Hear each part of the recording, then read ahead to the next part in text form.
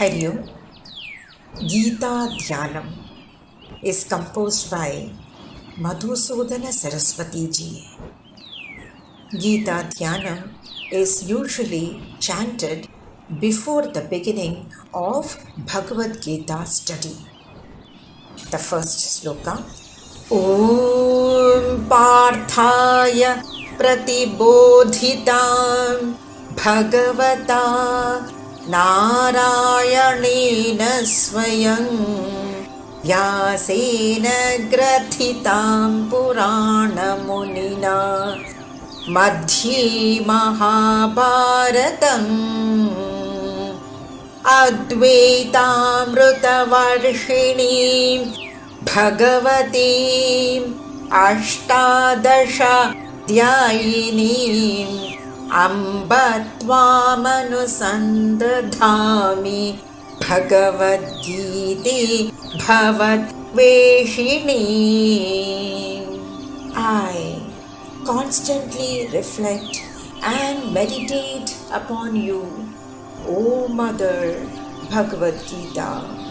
Amba tvāmanusandadhāmi, that which was enlightening to Arjuna.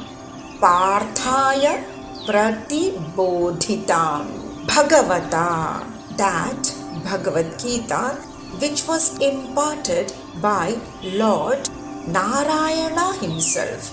Nārāyaṇena svayaṃ, that Bhagavad-gīte which was composed by Bhagavan Vyāsa.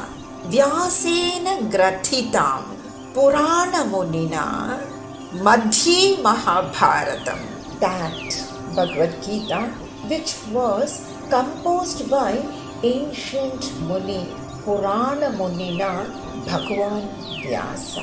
Vyāsena grathitāṃ, where in the mid of Mahābhārata, madhye mahābhāratam. Now here the word pārthāya Arjuna indicates an adhikari, an eligible student, because he chose Bhagavan and not the army.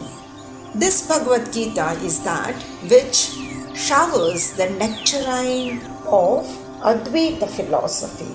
advaitāmṛtavarṣiṇīṃ indicates the bodhya bodhaka sambandha, the relationship between the revealed knowledge of oneness between the Jivatma and the Paramatma.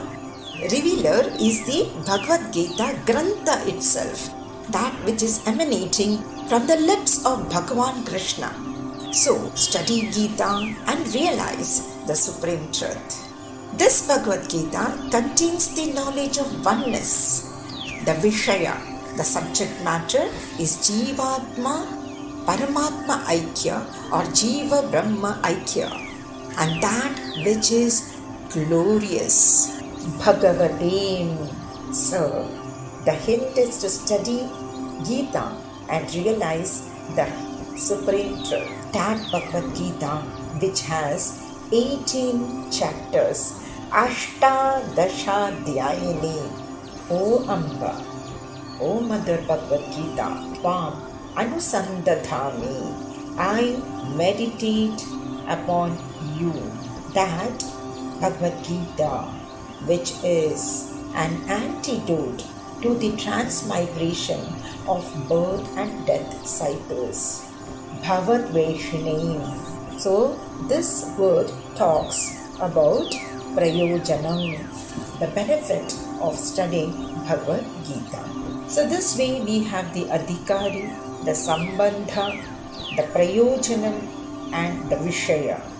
So these four form the anubandha chatushtaya, which are the fourfold factors that are pertinent to the study of any text. So the first sloka reveals to us the anubandha chatushtaya. Now we move on to the next sloka. namo'stu te vyāsa viśālabuddhe phullāravindāyātapatranetre yena tvayā bhāratatailapūrṇaḥ prajvalito jñānamayaḥ pradīpaḥ. This sloka is a humble prayer to Bhagavan Vyāsa.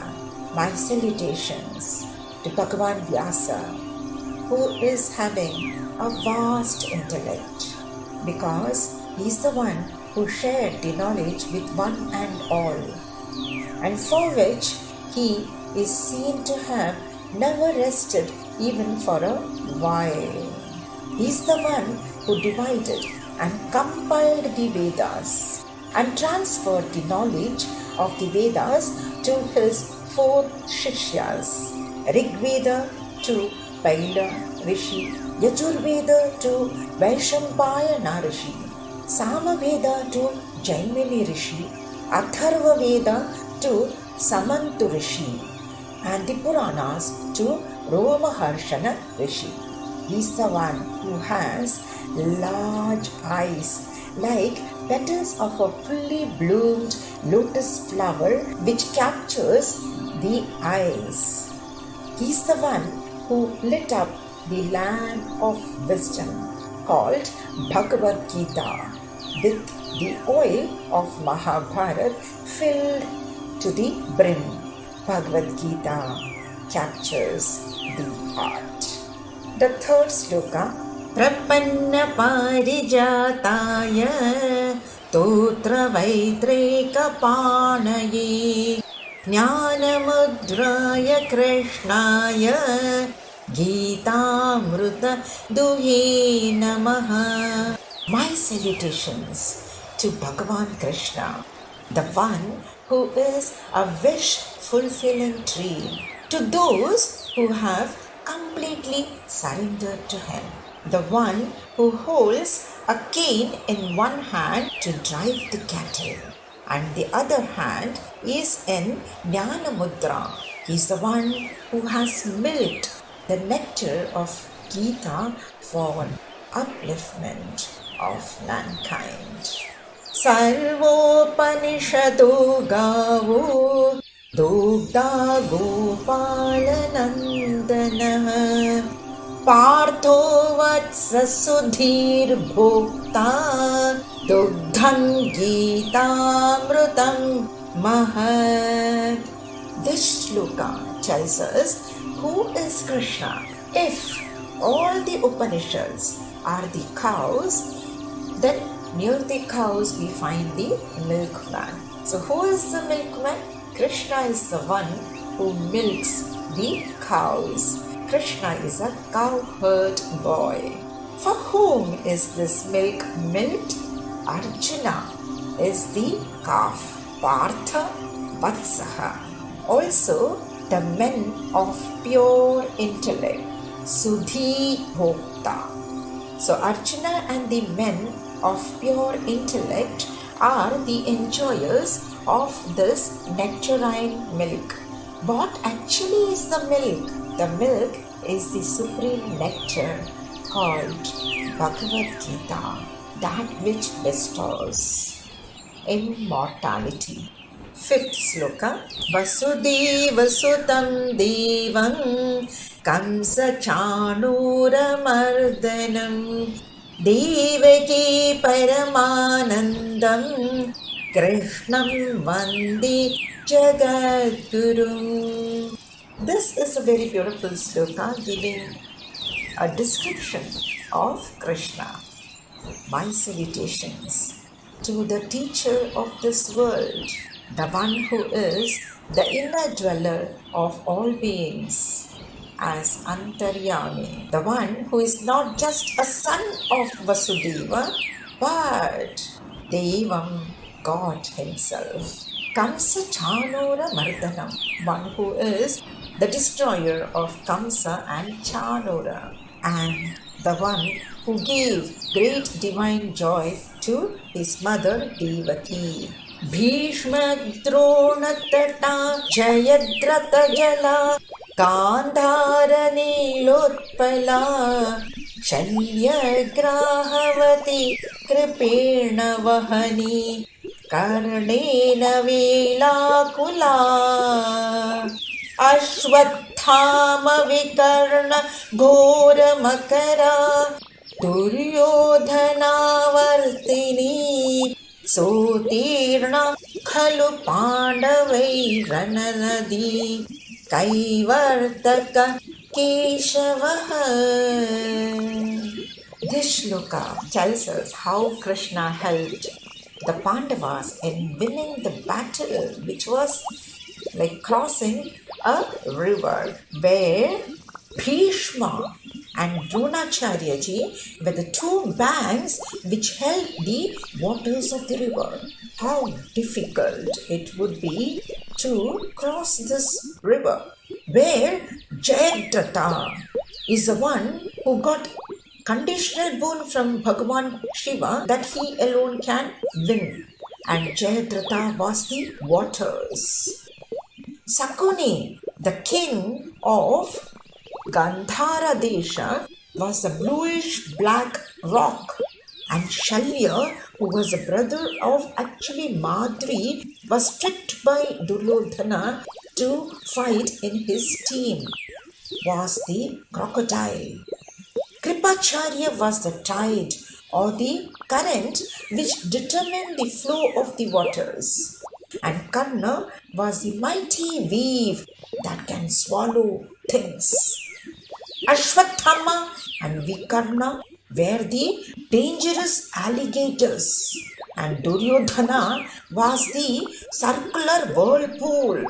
In spite of all this, the Pandavas managed to cross such a terrible river of war because they had Krishna as their ferryman.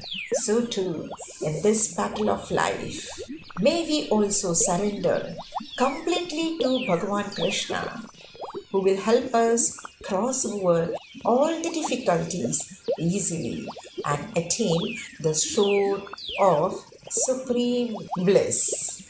Sloka number 7. पाराशर्यवचः सरोजममलं गीतार्थगण्डोत्कटं नानाख्यानककेसरं हरिकथा sambodhana बोधितम् लोके सज्जन षट्पदैरहरहः पीपीयमानं मुदा भूयाद् Bharat पंकजं कलिमल प्रध्वंसन श्रेयसे. This shloka describes Mahabharata. Let the spotless lotus flower of Mahabharata bring about supreme good to one and all.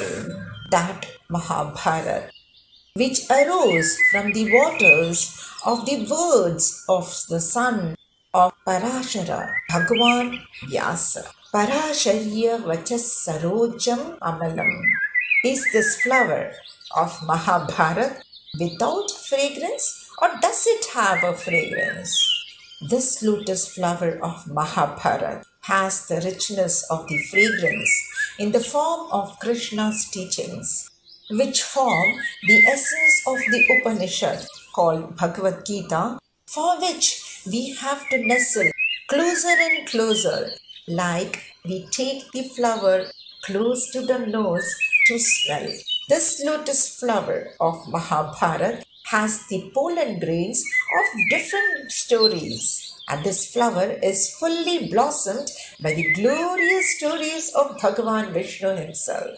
This Mahabharata is joyously drunk day after day by the honey bees of very good, noble, pure souls.